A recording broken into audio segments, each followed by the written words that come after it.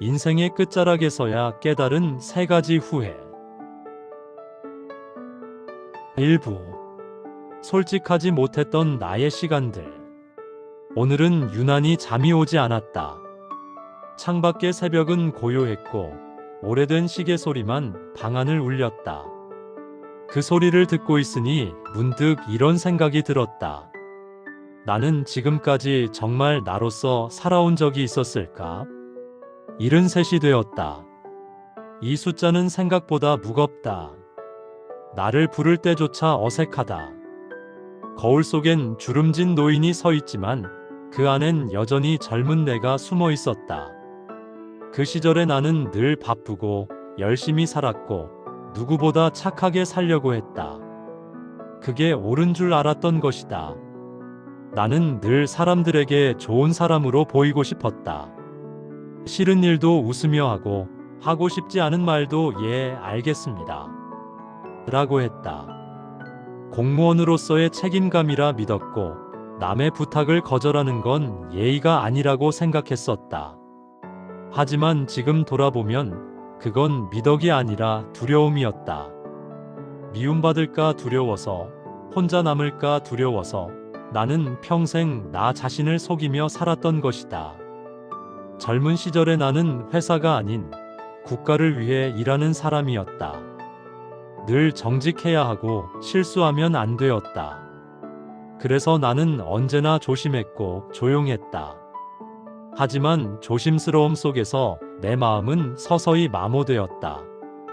누군가의 부당한 지시를 받으면서도 그래도 조직을 위해서는 어쩔 수 없지라고 스스로를 설득했다. 그렇게 한 번, 두 번, 내 안의 목소리를 무시하다 보니 어느새 그 목소리가 사라져버렸던 것이다. 나는 늘 다른 사람의 기분에 맞추느라 내 감정을 잃었다. 싫은 것도 괜찮다고 말했고 억울해도 괜찮습니다. 라고 했다. 그 말이 입버릇이 되면서 결국 나는 나 자신에게조차 솔직하지 못한 사람이 되어버렸다. 어느 날 퇴근길, 지하철 창문에 비친 내 얼굴이 낯설게 느껴졌다. 그때 처음으로 생각했다. 나는 지금 누구의 인생을 살고 있는가? 답은 끝내 떠오르지 않았다. 나는 그저 시스템 속에서 성실함이라는 이름으로 스스로를 가두고 있었던 것이다. 그런데도 이상하게 그때의 나는 후회하지 않았다. 지금은 참아야 한다. 조금만 더 버티면 나아질 것이다. 그런 말들로 스스로를 위로하며 살았다. 하지만 나중은 오지 않았다.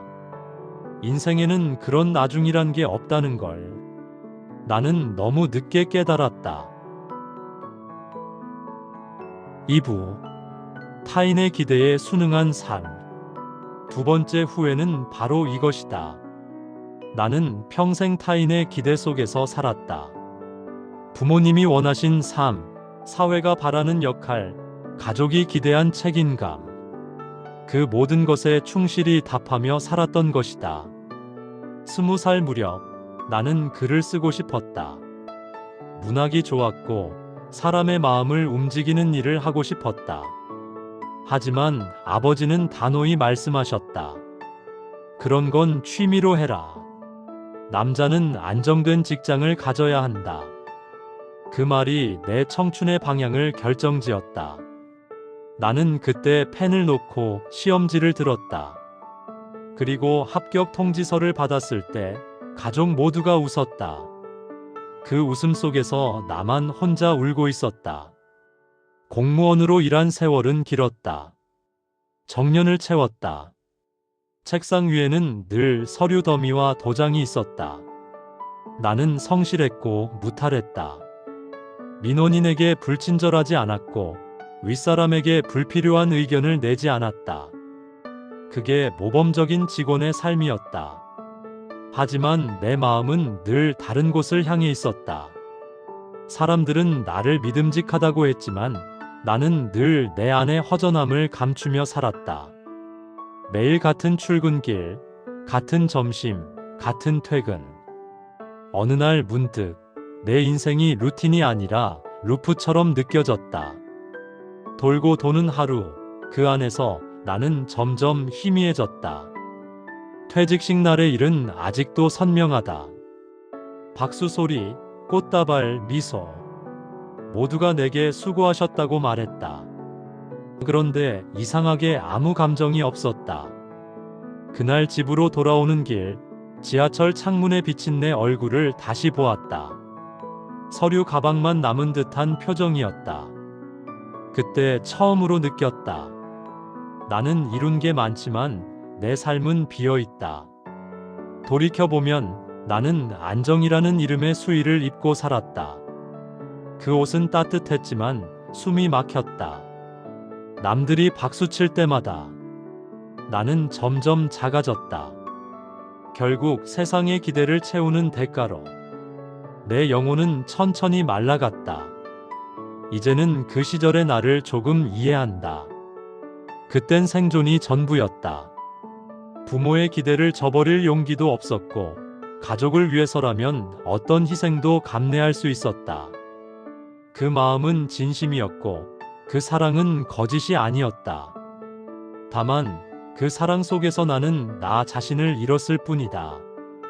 사람은 타인을 지키려다 자기 자신을 놓칠 때가 있다. 나는 그걸 평생 반복했던 것이다. 3부. 건강의 배신, 그리고 진짜 인생의 시작. 세 번째 후회는 가장 아프다. 나는 내 몸을 배신했다. 조금만 더 버티면 된다. 그 말이 내 인생의 주문이었다. 결국 내 몸은 그 주문에 지쳐 무너졌다. 퇴직 후에도 한동안 쉬지 못했다. 아침마다 눈을 뜨면 여전히 어디론가 가야 할 것 같았다. 손이 허전했고 마음은 불안했다. 그래서 다시 일을 찾았다. 하지만 몸이 예전 같지 않았다. 가슴이 답답하고 숨이 차오르기 시작했다. 그때서야 병원을 찾았다. 의사는 조용히 말했다. 이제 좀 쉬셔야겠습니다. 그 말이 칭찬처럼 들리지 않았다. 나는 평생 달려왔는데 이제 와서 멈추라니. 마치 삶의 의미를 잃은 것 같았다. 병실 창문 너머로 보이는 하늘은 참 맑았다. 그 하늘을 바라보며 처음으로 생각했다. 나는 지금껏 무엇을 위해 이렇게 살았을까? 돈, 명예, 가족, 그 어떤 것도 병실에선 의미가 없었다. 그때 깨달았다. 내가 평생 지켜온 것은 사랑도 성취도 아닌 그저 불안이었다는 걸. 몸이 멈추자 마음이 보였다. 그동안 나는 살았던 게 아니라 버텨왔던 것이었다. 늘 미래를 향해 달렸지만 정작 현재라는 순간은 살아보지 못했다. 그게 가장 큰 후회가 되었다. 이제는 아침에 눈을 뜨는 것만으로도 감사하게 된다. 창문 사이로 스며드는 햇살, 주전자에 물 끓는 소리, 작은 숨소리 하나까지도 새삼 소중하다. 건강이란 병이 없는 상태가 아니라 마음이 평온한 상태라는 걸 이제야 깨닫게 되었다. 남은 인생은 천천히 살고 싶다. 느리게 걷고, 느리게 말하고, 느리게 생각한다. 이제는 무엇도 급하지 않다. 누군가 이제 후회는 없습니까? 라고 묻는다면 나는 이렇게 대답할 것이다. 후회는 여전히 있습니다. 하지만 그 후회 덕분에 이제라도 나를 알게 되었습니다. 이제 나는 나를 용서했다. 남들이 보던 모범 공무원이 아니라 실수하고 흔들리며 살아온 한 사람으로서의 나를. 이제는 그 사람을 미워하지 않으려 한다.